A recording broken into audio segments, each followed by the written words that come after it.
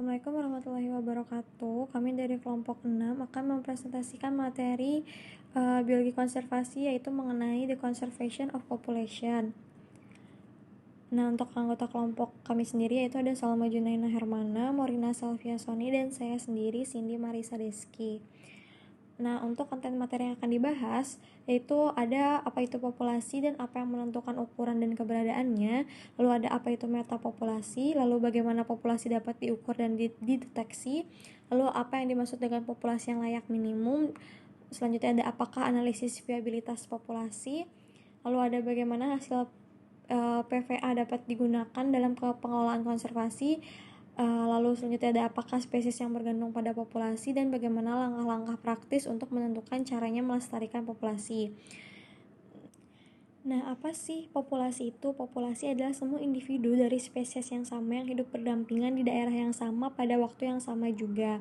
Nah, populasi itu terdiri dari individu yang berubah seiring waktu karena individu itu mati, melahirkan, berimigrasi, atau beremigrasi. Nah, para peneliti itu mencoba untuk memahami populasi dengan pengukuran dan prediksi dari kemungkinan yang terjadi, yaitu studi tentang demografi populasi dan faktor-faktor yang mempengaruhi probabilitas. Beberapa pengaruh populasi itu dapat berasal dari faktor intrinsik, yaitu pengaruh populasi berasal dari karakteristik dan perilaku penduduk itu sendiri, dan juga faktor ekstrinsik, yaitu peristiwa lingkungan atau ekologi dan proses di luar populasi. Selanjutnya ada demografi penduduk. Nah, demografi penduduk atau dinamika populasi adalah hal yang mempelajari ukuran dan komposisi mulai dari usia populasi sebagai sistem dinamis dan proses biologis dan juga lingkungan yang mendorong mereka seperti angka kelahiran, kematian, serta oleh imigrasi dan emigrasi. Nah, persamaan dinamika populasi secara sistematis dapat dinyatakan sebagai N dikali T ditambah 1 sama dengan N dikali T ditambah BT ditambah IT dikurangi DT ditambah ET. Nah, di mana N0 adalah jumlah individu pada waktu 0, B adalah jumlah individu yang baru lahir, D jumlah yang meninggal, I jumlah yang berimigrasi, dan E jumlah yang beremigrasi antara waktu 0 dan waktu 1. Nah, selanjutnya ada laju peningkatan intrinsik. Laju peningkatan intrinsik adalah laju di mana populasi bertambah besar jika tidak ada kekuatan yang bergantung pada kepadatan yang mengatur populasi. Nah, persamaannya itu adalah dN per dt 1 per N sama dengan R, di mana turunannya dN per dt adalah laju pertambahan populasi, N adalah ukuran populasi, dan R adalah laju peningkatan intrinsik. Ini adalah tingkat pertumbuhan teoritis maksimum dari suatu populasi per individu. Konsep ini umumnya digunakan dalam biologi populasi serangga untuk menentukan bagaimana faktor lingkungan mempengaruhi laju peningkatan populasi hama. Lalu selanjutnya ada pertumbuhan eksponensial. Pertumbuhan eksponensial adalah sebuah model pertumbuhan kuantitas, yaitu saat tingkat pertumbuhan sebanding atau proporsional dengan besar kuantitas itu sendiri. Samaan dari pertumbuhan eksponensial ini dapat dihitung dengan cara NT sama dengan N0 alfa pangkat T. Nah, di sini teman-teman bisa lihat ada gambar mengenai kurva pertumbuhan eksponensial, di mana gambaran grafis dari populasi yang terus meningkat dari waktu ke waktu. Selanjutnya ada pertumbuhan logistik. Nah, dalam kehidupan nyata, pertumbuhan yang awalnya bersifat eksponensial setelah waktu tertentu, pertumbuhan tersebut akan dibatasi oleh faktor eksternal atau lingkungan. Misalnya, pertumbuhan populasi akan melambat akibat keterbatasan sumber daya untuk mendukung populasi yang semakin besar. Nah, di sini teman-teman juga bisa lihat ada kurva pertumbuhan logistik, di mana penggambaran grafis dari suatu populasi pertumbuhan saat itu mendekati batas lingkungan. Selanjutnya ada faktor stokastik. Nah, faktor stokastik adalah faktor-faktor yang mempengaruhi ukuran populasi yang nilainya bervariasi sesuai dengan distribusi probabilitas yang dihasilkan secara acak. Yang pertama itu ada stokastik lingkungan, di mana stokastik lingkungan ini mengacu pada fluktuasi probabilitas kelahiran dan kematian karena variasi temporal parameter habitat dan juga populasi spesies yang bersaing, parasit atau predator, dan kejadian penyakit. Stokastik lingkungan ini juga dapat menyebabkan bervariasinya ukuran populasi suatu spesies. Nah, misalnya itu kasus populasi kelinci Sumatera Nephologus neisserii yang sangat terancam punah yang dipengaruhi oleh fluktuasi kelimpahan tumbuhan sumber makanannya dan jumlah pemangsanya. Lalu ada stokastik demografi. Stokastik demografi ini mengacu pada acak fluktuasi dalam angka kelahiran dan kematian, emigrasi dan imigrasi, atau rasio jenis kelamin dan usia suatu populasi. Jadi dalam populasi besar, variasi antar individu itu jarang menjadi masalah, tetapi dalam populasi kecil itu sangat penting. Nah, kehilangan betina hamil, lalu rasio jenis kelamin miring atau kematian yang tidak disengaja dari beberapa spesies itu nantinya sangat mempengaruhi populasi kecil. Lalu selanjutnya ada stokastik genetik. Nah, biasanya terjadi pada populasi kecil yang mengalami peningkatan perkawinan sedarah, pergeseran genetik, dan akumulasi mutasi yang tidak menguntungkan. Nah, banyak populasi kecil di alam liar itu atau spesies yang terancam punah di penangkal itu menunjukkan kerugian yang sangat besar yang dipengaruhi oleh hal-hal yang tadi sudah disebutkan. Nah, ini menyebabkan penurunan populasi lebih lanjut dan akhirnya akan mengalami kepunahan. Nah, selanjutnya ada bencana alam. Beberapa ahli berpendapat bahwa bencana alam hanyalah kasus khusus dari stokastisitas lingkungan karena seringkali merupakan bentuk ekstrim dari variasi lingkungan normal, misalnya kekeringan berkepanjangan, banjir, atau hujan yang lebat. Nah, salah satu perlindungan yang paling layak terhadap resiko yang terkait dengan bencana adalah segresi spasial dari subunit populasi yang berbeda. Nah, faktor-faktor yang tadi sudah disebutkan itu nantinya akan saling mempengaruhi ketahanan populasi terhadap kepunahan. Faktor-faktor tersebut saling bekerja sama, jadi semakin kecil ukuran populasi, maka semakin rentan pula populasi tersebut terhadap pengaruh faktor yang telah dijelaskan di atas. Faktor-faktor tersebut juga dapat menurunkan keberhasilan reproduksi, menaikkan tingkat kematian, dan akhirnya mendorong kepunahan.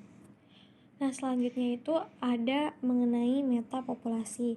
Nah, asal-usul teori metapopulasi ini adalah sekelompok populasi spesies yang sama yang terpisah secara spasial yang berinteraksi pada tingkat tertentu. Istilah metapopulasi diciptakan oleh Richard Levins pada tahun 1969 untuk menggambarkan model dinamika populasi hama serangga di lahan pertanian.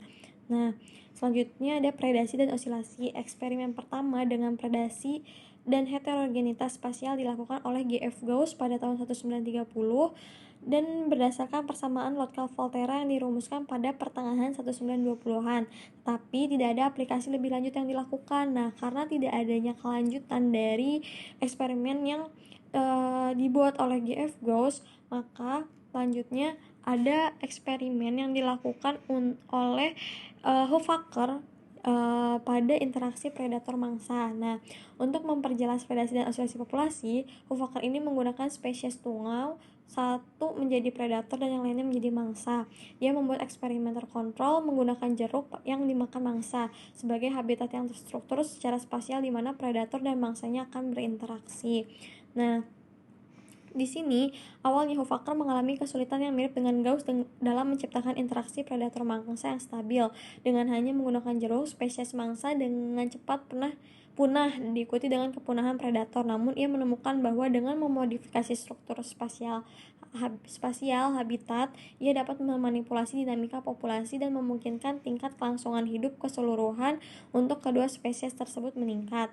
Dia melakukan ini dengan mengubah jarak antara mangsa dan jeruk, lalu membuat penghalang pergerakan predator dan membuat koridor untuk mangsa yang menyebar. Perubahan ini menghasilkan peningkatan tambalan habitat dan pada gilirannya menyediakan lebih banyak area bagi mangsa untuk mencari perlindungan sementara. Ketika mangsa akan punah secara lokal di satu patch habitat, mereka dapat berkembang biak kembali dengan berimigrasi ke patch baru sebelum diserang oleh predator. Nah, struktur spasial habitat dari patch memungkinkan untuk hidup berdampingan antara predator dan spesies mangsa dan mempromosikan model osilasi populasi yang stabil. Nah, selanjutnya ada salah satu pemeriksaan paling ketat dari kecocokan antara teori dan observasi dalam studi metapopulasi yang dilakukan oleh Geoffrey Hart dan rekan-rekannya dan dalam penyelidikan mereka terhadap spesies amfibi yang terancam punah, yaitu katak rumput yang menggeram yang berasal dari Australia Tenggara yang saat ini terancam oleh perluasan kota Melbourne. Nah, mereka memprediksi bahwa probabilitas hunian habitat lahan basah masuk positif dipengaruhi oleh kedekatan populasi tetangga. Lalu yang kedua, habitat kenyamanan yang tinggi, sehingga besar individu akan menempati satu lahan basah selama hidupnya. Lalu hunian habitat akan menjadi sangat dinamis dari waktu ke waktu karena populasinya independen dan rentan terhadap kepunahan. Lalu kemungkinan kepunahan dalam populasi subunit dipengaruhi oleh kedekatan subunit tetangga. Lalu kemungkinan kolonisasi habitat akan sangat dipengaruhi oleh kedekatan populasi subunit tetangga. Nah, untuk katak rumput yang menggeram ini, prediksi teori metapopulasi klasik terbukti benar dan menawarkan dasar yang kuat untuk perencanaan konservasi. Implikasi tersebut dalam kasus ini akan mencakup rekomendasi upaya peningkatan dan penciptaan lahan basah pada lokasi untuk meningkatkan ukuran metapopulasi, keragaman, dan konektivitas. Nah, di sini teman-teman bisa lihat ada peta persebaran dari katak tersebut, di mana lingkaran ini menunjukkan lahan basah, lalu lingkaran yang diisi yang berwarna hitam itu mendeteksi tempat yang sudah terdeteksi adanya katak. Lalu lingkaran yang warna putih yang kosong itu itu tempat yang tidak terdeteksi adanya katak di tempat tersebut. Lalu persegi panjang yang menutupi area tersebut nih, yang menutupi yang hitam-hitam ini, itu tempat di mana dilakukannya studi, ditandai dan tangkap. Jadi studinya itu mereka menangkap katak tersebut, menandai dan dilepaskan kembali. Nah, studi tersebut digunakan untuk memperkirakan penyebaran dari lokasi katak tersebut. Nah, selanjutnya ada mendeteksi populasi untuk pengelolaan konservasi. Nah, pengetahuan yang akurat tentang jumlah organisme di area yang disurvei sangat penting untuk konservasi yang efektif. Tetapi pengelolaan populasi satwa liar saat ini menyadari bahwa tidak ada metodologi survei yang secara sempurna mendeteksi setiap individu di area yang disurvei, apalagi seluruh populasi. Namun, para peneliti ini mencoba beberapa metode untuk mengatasi hal tersebut. Yang pertama itu ada sensus, tetapi sensus ini banyak yang berpendapat bahwa hasil kendalan yang rendah, lalu keputusan manajemennya itu tidak dapat diandalkan. Lalu jika sensus ini digunakan tahun demi tahun tanpa estimasi probabilitas untuk mendeteksi individu, bahkan kumpulan data jangka panjang memiliki kendala yang rendah, mengakumulasi tingkat kesalahan yang sangat tinggi dan akan menghasilkan kesimpulan yang salah. Lalu yang kedua ada pengambilan sampel melalui jarak jauh. Nah, ahli ekologi itu mengupayakan salah satu upaya untuk mengatasi masalah deteksi jarak dalam perhitungan. Mereka ini memperkirakan jarak maksimum di mana dia bisa mendengar nyanyian spesies tertentu. Jadi tergantung spesies yang akan diamati, jadi dia akan mengamati dari mulai jarak berapa meter. Nah, upaya serupa juga digunakan dalam survei mamalia, terutama pada spesies besar dan berskala luas. Selanjutnya ada tandai dan tangkap kembali seperti pada penelitian yang tadi sudah digunakan pada katak rumput yang menggeram, yaitu menangkap, menandai, dan juga nantinya akan dilepaskan kembali. Untuk yang selanjutnya ada MVP.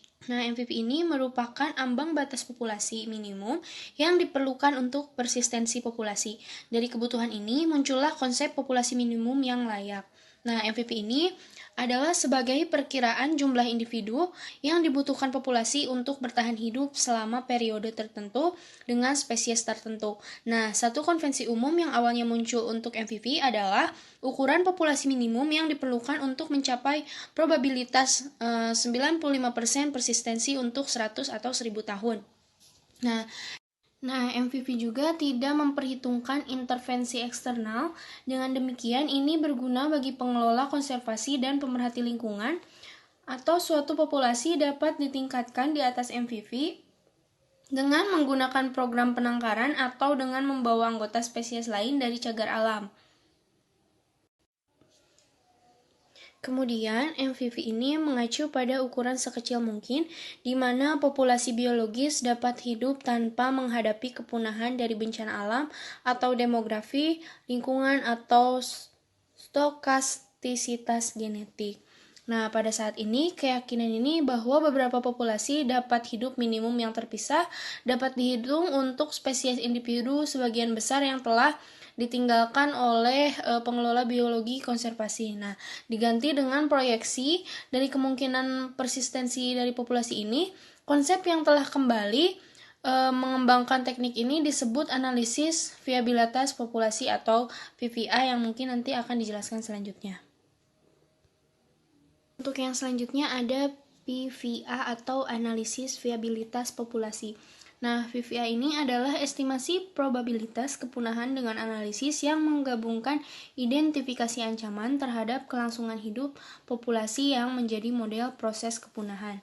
Nah, VVA juga merupakan penerapan ilmu pengetahuan dan teknik yang lebih luas. Tugas beresiko kemudian dibentuk menjadi aplikasi spesifik untuk mengidentifikasi resiko terhadap spesies yang terancam punah yang sering digunakan dalam biologi konservasi. Nah, VVA juga ini tuh untuk mengidentifikasi dan mengevaluasi ancaman terhadap suatu spesies dan memperkirakan kemungkinan spesies itu bertahan selama waktu tertentu di masa depan. Yang selanjutnya ada tujuan PVA, yaitu tujuannya untuk mencapai, mengukur, dan mengkomunikasikan, kemudian mengevaluasi resiko kepunahan dan memperkirakan persistensi populasi. Nah, secara alami ada beberapa perdebatan tentang keakuratan PVA, karena berbagai macam asumsi umumnya diperlukan untuk peramalan. Akan tetapi, pertimbangan pentingnya bukanlah ketepatan mutlak, melainkan pemberlakuan konsep bahwa setiap spesies memang memiliki MVP yang setidaknya dapat didekati untuk kepentingan biologi konservasi dan rencana aksi keanekaragaman hayati. Untuk yang selanjutnya ada model VVA secara luas yang dapat diklasifikasikan sebagai yang pertama ada model deterministik. Nah, model deterministik ini merupakan elemen model tidak ditentukan oleh proses acak. Sedangkan stokastik merupakan model elemen yang dipengaruhi oleh proses acak.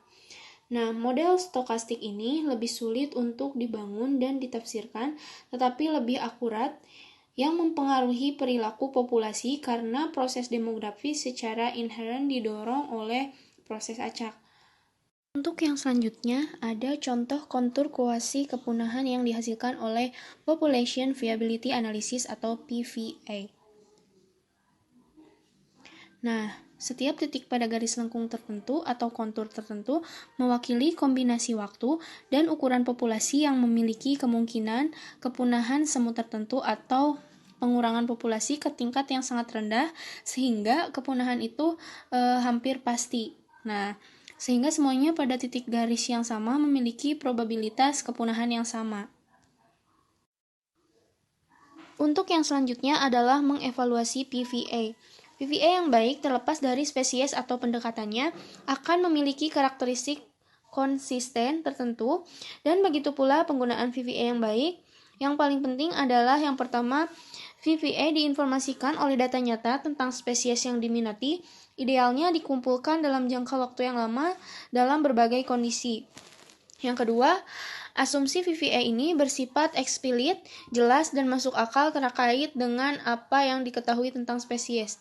Yang ketiga, ada kinerja awal yang tunduk pada analisis sensitivitas variabel model. Yang keempat, ada identitas VVA yang mengatasi ketidakpastian. Kemudian, yang kelima ada pemodel yang melaporkan hasil VVA yang mengidentifikasi parameter model yang dapat dimanipulasi secara langsung oleh tindakan manajemen.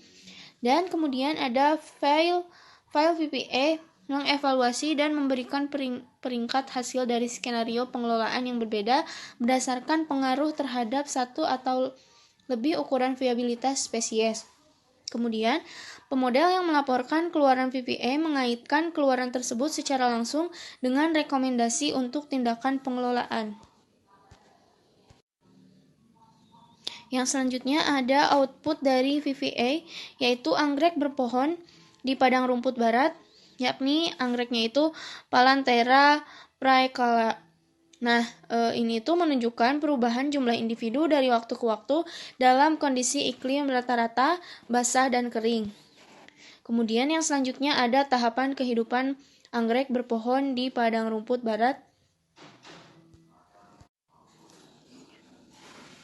Nah, Palanthera plaecara ini muncul dari umbi berdaging yang tumbuh dari 38 hingga 85 cm atau 1 kaki 3 inci hingga 2 kaki 9 inci. Nah, setiap tanaman dapat memiliki hingga 2 lusin atau lebih bunga yang disusun dalam satu tangkai. Kemudian, Palanthera praeclara ini adalah tanaman tahunan yang berumur panjang. Itu muncul di bulan Mei dan mekar di bulan Juni atau di bulan Juli di utara. Nah, bunganya ini harum di malam hari dan disebuki oleh ngengat spring yang besar. Nah, untuk yang selanjutnya adalah elang bonelis, yakni Aquilia fasciata. Ini tuh merupakan VVA yang dihasilkan populasi di Eropa Barat menjadi perhatian konservasi. Nah, Antonio Hernandez dan rekan-rekannya ini mengembangkan VVA untuk elang bonelis. Nah, berdasarkan tahap kehidupan, kemudian dengan memperhitungkan tingkat transisi yang sesuai. Kemudian pengembangan VVA dengan pemahaman yang akurat tentang elang, kemudian riwayat hidupnya dikombinasikan dengan 20 tahun data demografis dari 12 populasi. Nah, Hernandez dan rekan-rekannya ini memperoleh wawasan yang penting tentang elang. Kemudian, dalam memprioritaskan konservasi populasi, sumber populasi ini adalah yang paling kritis itu bagi elang ini. Kemudian, pada awalnya untuk melestarikan populasi elang di seluruh wilayah, pengelola harus mengidentifikasi populasi dengan tingkat kematian dewasa tertinggi. Kemudian menganalisis penyebab kematian secara spesifik, kemudian menerapkan tindakan manajemen yang menurunkan angka kematian tersebut dan meningkatkan kelangsungan hidup elang dewasa tersebut. Untuk yang selanjutnya ada perbandingan analisis kelayakan penduduk atau VVA dan kelayakan populasi atau PVM. Nah, keputusan manajemen adaptif ini diwarnai dengan warna biru, kemudian berdasarkan data pemantauan itu warnanya hijau, kemudian ditunjukkan untuk mengurangi ancaman terhadap populasi beresiko dan memastikan kelangsungan hidup jangka panjang mereka itu berwarna merah, kemudian VVA-nya itu berwarna kuning.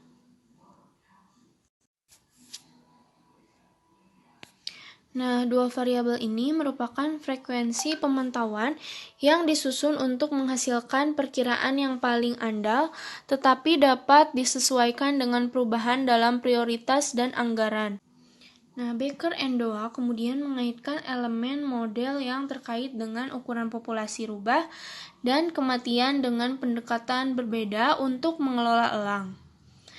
Dalam hal ini itu berarti mengevaluasi upaya yang diperlukan untuk menangkap dan mengeluarkan elang dari pulau-pulau setelah predator elang pada rubah terdeteksi.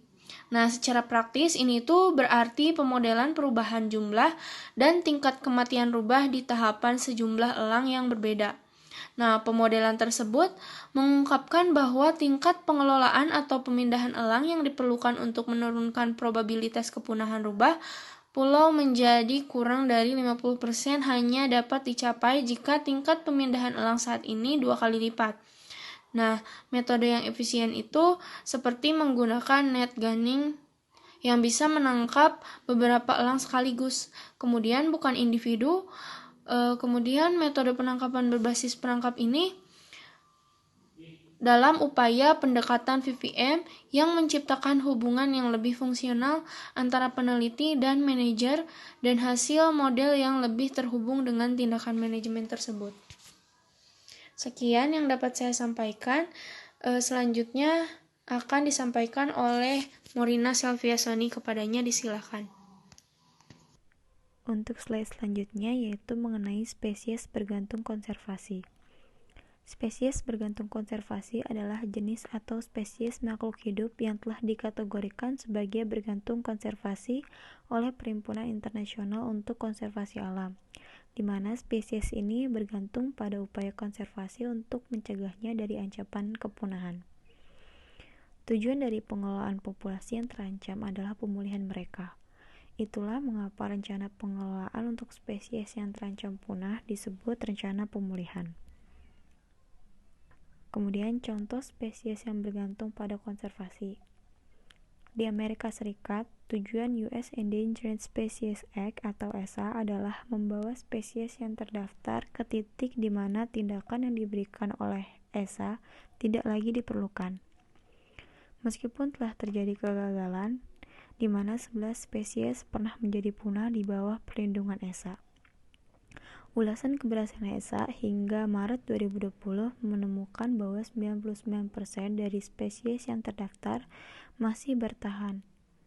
42 spesies yang sebelumnya terancam punah telah direklasifikasi sebagai terancam dan sedang menuju pemulihan. Dan 6 spesies lagi sedang dalam pertimbangan aktif untuk klasifikasi ulang. Meskipun ini catatan upaya konservasi efektif, hanya 58 dari 2.532 spesies yang terdaftar dalam ESA yang telah ditetapkan sebagai pulih dan kemudian dihapus dari daftar spesies terancam punah. Selanjutnya yaitu kelangkaan 3 dimensi, endemisme, spesialisasi, dan populasi rendah. Burung penyanyi kirtland atau Setopaga kirtlandi bisa jadi dianggap langka di masing-masing dari 3 kategori kelangkaan. Sampai baru-baru ini telah menjadi contoh endemisme ekstrim, berkembang biak hanya di 5 kabupaten di Michigan bagian bawah utara, serta contoh spesialisasi habitat ekstrim atau kelangkaan beta, hanya menggunakan tegakan homogen 5 sampai hingga berumur 20 tahun Pinus Jack. Itu juga mencontohkan kelangkaan demografis dengan populasi berkurang hingga kurang dari 500 orang dewasa pada akhir 1970-an.